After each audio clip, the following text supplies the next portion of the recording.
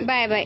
फक्त शांत राहिलं की सगळं सोपं होऊन जातं. रोजचं धावपळीचं आयुष्य, कोण काय म्हणलं याचा विचार, कोण पुढं गेलाय याचा ताण, त्यानंतर आपल्याला अजून काही जमलं नाही याचं दुःख, आणि हे सगळं आपण मनात साठवून ठेवत असतो.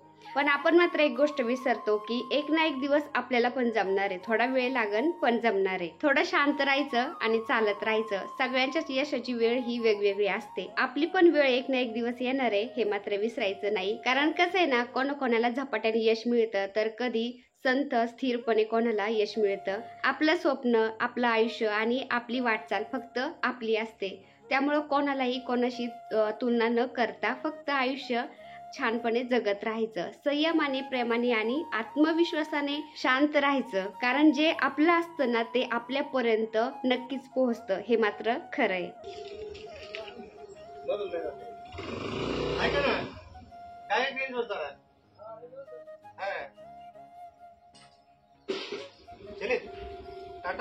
Bye bye.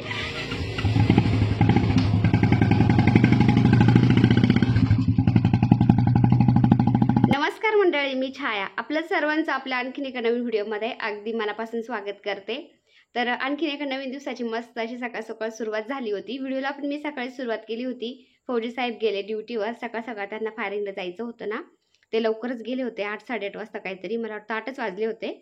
आणि ते गेल्यानंतर मी लागले आता बाथरूम घासायला. तर आता पाऊस चालू झालाय ना, पावसाचं वातावरण चांगलं 8-10 दिवसापासून होतंय.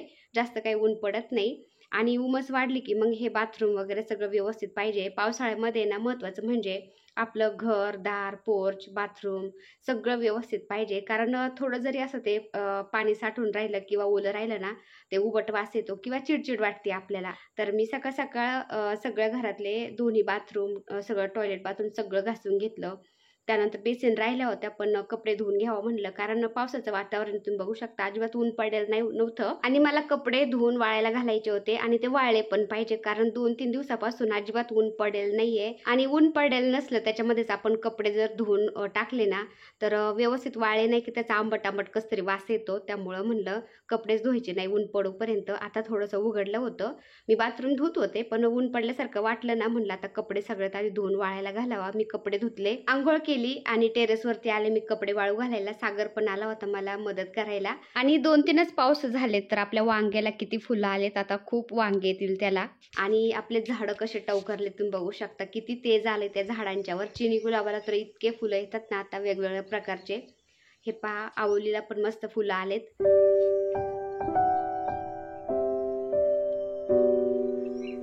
आणि 2-3च पाऊस झालेत तरी पण आपल्या रेन लिलीला 2 फुलं आले तुम्ही बघू शकता. पावसाळ्यामध्ये ह्या रेन लिली खूप बहरतात. म्हणजे त्यांना अख्खा पावसाळाभर थंडीमध्ये सुद्धा त्याला फुलं येतात, फक्त उन्हाळ्यामध्ये येत नाही. पण आपल्या रेन लिलीला उन्हाळ्यामध्ये सुद्धा फुलं येत होते आधीमध्ये. आणि हे गुलाबाला पण मस्त फुलं यायला लागलेत. आता कसं आहे ना, पावसाचं पाणी म्हणजे टॉनिक असतं झाडांच्यासाठी. तर पाऊस पडलाय ना, इतके झाडं मस्त फुललेत ना, काय सांगायचं. कोणी कोणी काय करतं, पावसाचं पाणी मोठ्या ड्रममध्ये साठवून ठेवतात आणि ते थोडं थोडं त्या झाडांना उन्हाळाभर पण घालत राहतात. तर पाऊस पडल्यानंतर मस्त झालेत झाडं. आणि हे फुलं गोकर्णाचे. तर बऱ्याचशा ताई बोलल्या की ह्या गोकर्णाचा चहा करून दाखवत छाया.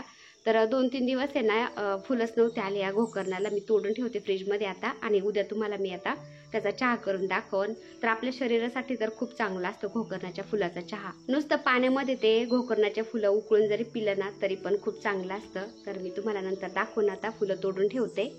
आणि आपल्याकडे 2 प्रकारचे गोकर्णाचे झाड येतं, म्हणजे वेल येतं, पांढरं आणि निळं. तर एकदम छान वाटतं. मला सगळ्यात जास्त हे निळे फुलं आवडतात. तर पाऊस झालाय ना, गोकर्णाचा वेल किती फुटलाय तुम्ही बघू शकता. आता ही कमान बनवलेली ना आपण, तर त्या कमानीवरती पण चाललाय वेल तो. आणि पाऊस चालू आहे तरी पण आपली चूल कशी तुम्हाला दाखवते. पहिली माती होती ना ती धुवून काढली, बरं झालं, त्याला टेरिकोटा मारलेला आहे, त्यामुळे त्या चुलींना काहीच होत नाही. पाऊस उघडून गेला की त्या जसून तशाच होत्यात आणि जसा पाऊस पडेल त्या धुवून जात्या ना तशा खुलत्यात तुम्ही बघू शकता. तिथं फक्त थोडंसं पाणी साठलं होतं ना, थोडीशी माती माती वाटते झाडांची. तिथं झाडांची माती आली असं ना त्या गमल्यामधली, त्यामुळं. नाहीतर एकदम मस्त वाटतात त्या चुली. आणि हे आपली झाडं आता इंडोर झाडं आपण ह्या निळ्या नेट खाली ठेवले होते ना, तर ते पण छान झालेत. आता मला वाटतं 7-8 दिवस झाले आम्ही झाडांना पाणीच घातलं नाही. मध्ये आधी पाऊस येतोय ना तर त्याचंच पाणी भरपूर होऊन जातं झाडांना. 2 दिवसापूर्वी पण इतका पाऊस झाला होता आणि काल तर इतका मोठा पाऊस झाला ना. काल फौजे साहेब, सागर, आकाश तिघं पण भिजून आले होते आणि राजूने एकटाच घरी आला होता. यांना उशीर झाला घरी यायला ना, ते सगळे भिजून आले होते. तर हे आपले झाडं मस्त हिरवेगार झाले. त्यांच्याकडे पाहिलं ना इतकं छान वाटतं ना. आता पावसाळ्यामध्ये ह्या झाडांचं गेन जाणार आहे, खूप वाढणार आहेत आपले वेल पण आणि झाडं पण एकदम भारी होणार आहेत. आता कपडे वाळायला घातले मी टेरेसवर आणि आले खाली. म्हणलं पहिला स्वयंपाक करून घ्यावा, मुलांना भुका लागत्यात. तर आकाशला जायचं होतं दुपारी क्लासला, तो पण घरीच होता आणि सागरला तर सुट्टीचे त्याचे पेपर चालू आहेत ना. तर एक पेपर झाला की त्याला 1-2 दिवस सुट्ट्या असतात आणि त्यानंतर पुन्हा पेपर असतो, त्यामुळे तो पण घरी आज. आणि फौजी साहेब पण येणार होते. तर त्यांना सकाळी फायरिंग होती ना, म्हणले मी जेवायला घरी येतो आणि परत जायचं असेल तर जेवण करून जाईन म्हणले आणि नाहीच तर मग काही काम नसेल तर राहिलो घरी. तर त्यामुळे म्हणलं स्वयंपाक करून घ्यावा, फौजी साहेब कधी पण येते जेवायला. आणि मुलांनी पण नाश्ता हलकाच केला होता आज ना, त्यामुळे म्हणलं स्वयंपाक करून घेते आता. आणि पलीकडं मी काचेच्या शेल्फ खाली लाईट लावलेली, तुम्ही बघू शकता किती छान वाटतंय. तर किचन आपलं एकदम असं मस्त सजलेलं असलं, एकदम टापटीप असलं ना, स्वयंपाक करायला अजिबात कंटाळा येत नाही. आणि स्वयंपाक झाला, सगळ्यांचे जेवण झाले, त्यानंतर मी पुन्हा लागले कामाला. तर आपल्या बायकांना ना घरामध्ये किती कामं केले ना तरी ते कमीच पडणार आहेत, कामं काही उरकत नाही. तर टॉयलेट बाथरूम सगळे मी घासून झाले होते, पण आमच्या रूममधली एक बेसिन आणि ही एक बेसिन राहिली होती घासायची. तर बेसिन घासून घेते, हा आरसा पण पुसून घेते. आमच्या रूममध्ये पण बेसिनजवळ एक आरसा आहे आणि बेसिनच्या साईडनी पण पाणी उडालेलं असतं, तर ते पण रोजची रोज क्लीन केलं ना छान वाटतं एकदम. तर हे मी आता व्यवस्थित पुसून घेते बेसिनजवळ, कारण पावसाळ्याच्या दिवसात आहे ना घराची एवढी साफसफाई ठेवावी लागते ना, कुठं ओलं राहिलं नाही पाहिजे किंवा टॉयलेट, बाथरूम, बेसिन, घरदार सगळं व्यवस्थित असलं की मग तो उबट वास येत नाही. तर बाहेरचं पोर्चसुद्धा एवढी काळजी घ्यावी लागते ना पोर्चची पण. फौजी साहेब म्हणले मी आता जेवले थोडं बसतो आणि त्यानंतर मग पोर्च धुवून काढतो. तर काल चिखलाचे गाड्या आतमध्ये घेतल्या होत्या ना पावसामध्ये, तर ते सगळं चिखल आलेलं आहे पोर्चमध्ये, सगळी पोर्च भरलेली आहे. ते म्हणले मी धुवून काढतो, पण मी जेवण केलं आहे आता, मला थोडंसं बसू दे. म्हटलं तुम्ही बसा, मी करते थोडंसं काम. तर जेवण झाले ना, मला पण ते ओरडत असतात जेवण झाल्यानंतर थोडं बसत जावा, थोडंसं मन शांत झालं की मग तू कामाला लागत जा. पण मग मी बसले ना, मला नंतर कंटाळा येतो खूप, त्यामुळे मी लागले कामाला. आणि पावसाळ्याच्या दिवसात मी काय करत असते ना ते पण मी तुम्हाला दाखवते आता. तर ज्या डांबर गोळ्या असतात बघा, त्या आपण कपड्यामध्ये पण टाकतो, त्यानंतर चप्पल स्टँड असतं तिथं पण टाकतो, शूजमध्ये टाकतो किंवा कपड्यांच्या कपाटामध्ये, त्यानंतर असं बाथरूममध्ये टाकत असतो ना. तर त्या डांबर गोळ्या मी टाकणार आहे पावसाळ्याच्या दिवसामध्ये ना, मी त्या टाकत असते. कॅन्टीनला गेले ना 2-3 पॅकेट का होईना मी ते आणून ठेवत असते. आणि काय होतं ना, बाहेर झाडांच्यात पण असं त्या डांबर गोळ्या कान्याकोपऱ्यात टाकून दिल्या ना, त्याच्या वासाने इचूकाटा पण घरामध्ये येत नाही. आणि डांबर गोळ्या आपण त्या किचनच्या खाली ट्रॉल्यामध्ये जरी टाकल्या ना, तर त्याने काय होतं, झुरळ पण होत नाही. तर काय करायचं, तुमच्या घरात जास्त जर झुरळ झाले असले ना, त्या डांबर गोळ्या आणि कापूर गरम पाण्यामध्ये उकळायचं, ते गरम झालेलं स्प्रे बॉटलमध्ये भरायचं आणि ते स्प्रेनी आपल्या किचनच्या ट्रॉल्यामध्ये इकडं तिकडं जिथं कॉक्रोच दिसतील ना त्या कोपऱ्यांनी, कान्याकोपऱ्यांनी ते मारायचा स्प्रे. तर काय होतं, त्यांनी ते कॉक्रोचसुद्धा मरून जातात. तर तुम्ही बघू शकता ह्या डांबर गोळ्या अशा प्लास्टिकच्या ग्लासमध्ये मी कान्याकोपऱ्याला ठेवून देत असते, बाथरूममध्ये पण ठेवते, इथं बेसिनजवळ पण ठेवत असते, पावसाळ्यामध्ये कपड्यांच्यात पण टाकते. तर त्यामुळे काय होतं, उबट वास येत नाही आणि छान वाटतं, एकदम फ्रेश वाटतं घरामध्ये.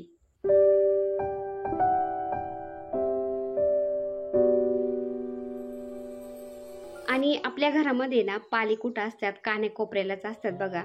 तर कान्याकोपऱ्याला पण अशा ज्या डांबराच्या गोळ्या आहेत त्या टाकून दिल्या ना, त्या डांबराच्या गोळ्याचा वास आहे ना पालींना अजिबात आवडत नाही, त्या वासाने पाली पण येत नाही मग. तर अशा कान्याकोपऱ्याला मी ह्या डांबराच्या गोळ्या टाकून देत असते, हॉलमध्ये सुद्धा टाकते.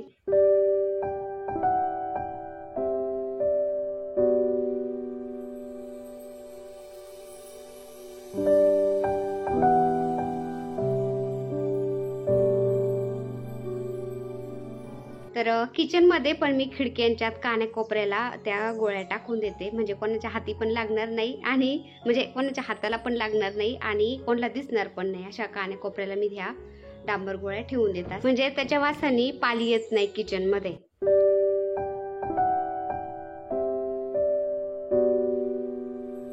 तर माझं आवरूपर्यंत फौजी साहेबांचा थोडासा आराम झाला, ते पण आले आता बाहेर. म्हणले मी पोस्ट धुवून काढतो आता. तर इतका चिखल चिखल झाला होता ना गाड्यांनी. काल खूप मोठा पाऊस झाला होता आणि संध्याकाळी मग त्या चिखलाच्या गाड्या कशाच आतमध्ये घ्याव्या लागल्या.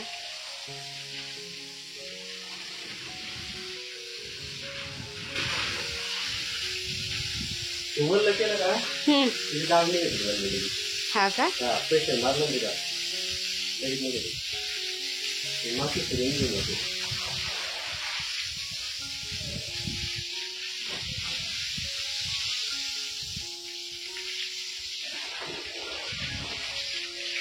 आणि हे पहा इकडून किती आभाळ आलंय.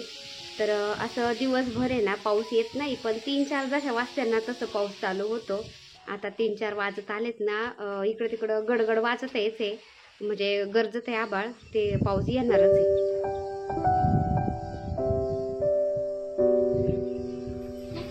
आणि हे पहा आमचे झाडं ते उन्हाळाभर त्यांना जपलो आम्ही, कसे कसे जगवले आणि आता पाऊस पडलाय ना कसे मस्त टावकारलेत ना ते.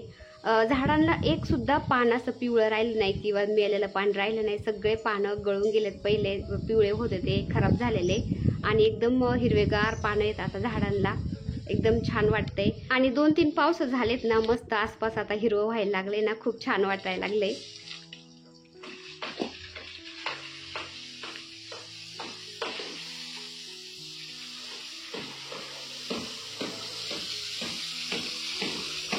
आणि आपल्या गुलाबाला हे पहा किती फुलं आलेत पुन्हा. तर असे गुच्छाने फुलं येतात नाही गुलाबाच्या झाडाला. खूप छान झाड लागले आम्हाला. हे पास्ता गुलाब म्हणतात याला. आणि हे पहा पिवळी जास्वंदीचं झाड आहे. हे इतकं मोठं फुल आहे ह्या जास्वंदीचं, पण आता कटिंग केली होती ना छान फुटली ती. आता पाऊस झाला आणि त्यामुळे सगळेच झाडं मस्त फुटायला लागलेत.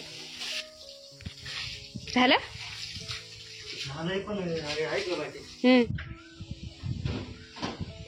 तर मनी प्लांटनी हे पा इथं लाकूड आहे एक झाडाचं, त्याला पकडलंय ना किती मोठाले पानं झालेत.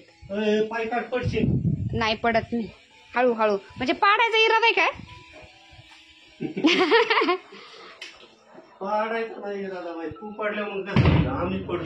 हा का? हा ना, तुम्हाला खाय प्यायचं पडलंय आधी. हा का?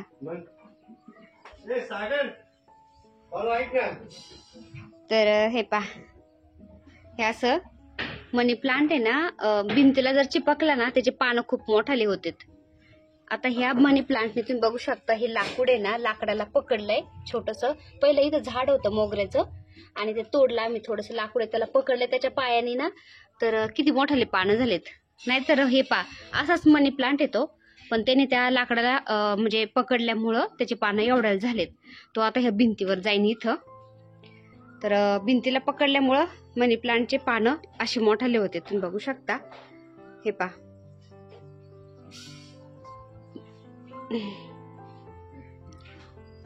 आणि इथं पॅशन फ्रूट आणि कृष्णकमळ लावलेले, त्याचा वेल आता हे पा किती वर चाललाय.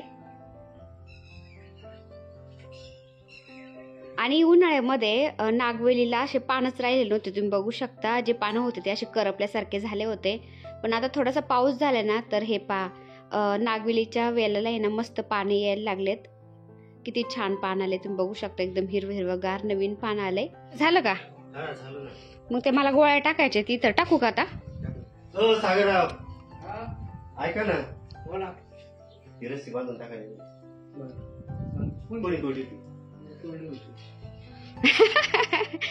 तो कबूल झाला ना, पण त्याने तोडली होती. वसूल कसं आहे आपल्याकडे?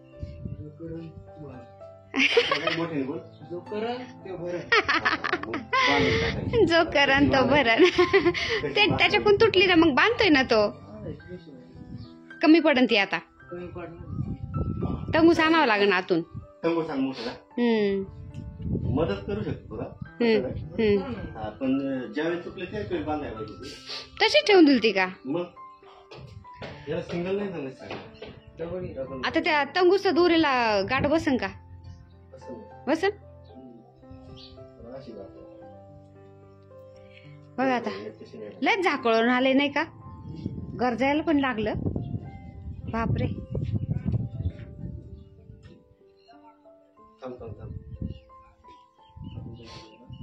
काय करू? नाही पडायचे. ते कमी नाही व्हायचं का तेवढं? नाही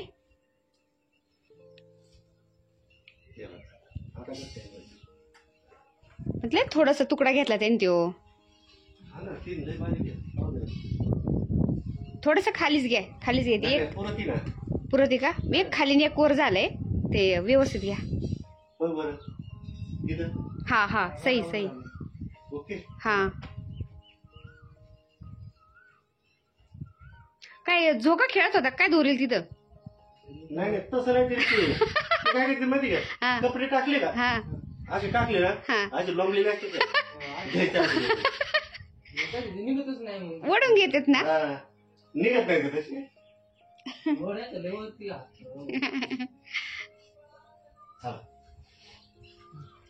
आभाळ बघा ना किती भरून आलंय. हा ना मस्तच ना, एक नंबर. एक नंबर. हे पा आभाळ कसं गरजत आहे आणि कोकिळाचा कुहू कुहू आवाज. वा मस्त.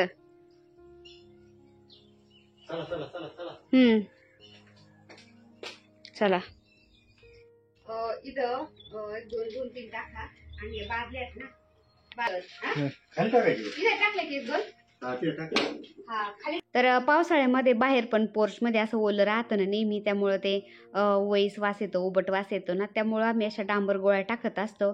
त्या गोळ्या टाकल्या की 7-8 दिवस त्या राहतात, विरघळत नाही, काहीच नाही. पाऊस जरी आला तरी त्या किती विरघळणार आहे, तर जास्त विरघळत नाही तर, आणि तो वास छान राहतो. आणि त्या डांबर गोळ्याच्या वासाने ना इचुकाटा पण घरामध्ये येत नाही, कंपाऊंडच्या आसपास येत नाही. तसं आम्ही थायमीठ टाकत असतो, पण ते थायमीठ काय होतं पावसाने विरघळून जातं, पण हे डांबर गोळ्या लवकर विरघळत नाही ना, त्यामुळे आम्ही डांबर गोळ्या टाकत असतो.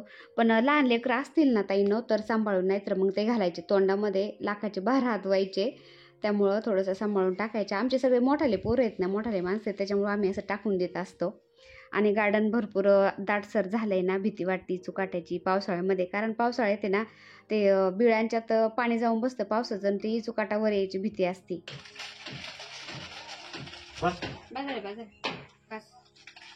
तर माझ्या कपाटामध्ये गोळ्या टाकायच्या राहिल्या होत्या, बऱ्याच दिवस झाल्या होत्या टाकलेल्या मी, त्याच्यानंतर टाकल्याच नव्हत्या, अगदी छोट्या छोट्या झाल्या होत्या त्या. तर म्हटलं माझ्या कपाटात पण मी गोळ्या टाकते आता. तर पावसाळ्यामध्ये माझ्या घराची मी अशी काळजी घेत असते. तर चला आजचा छोटासा व्हिडिओ मी इथं सेंड करते आता. व्हिडिओ आवडला असेल तर एक लाईक करा, चॅनलवर नवीन असाल तर प्लीज आपल्या चॅनलला सबस्क्राईब पण करा. चला तर भेटूया पुन्हा अशाच एका छानशा व्हिडिओ बरोबर. तोपर्यंत बाय बाय. व्हिडिओ बघितल्याबद्दल खूप खूप धन्यवाद सर्वांचे. सर्वांना श्री स्वामी समर्थ.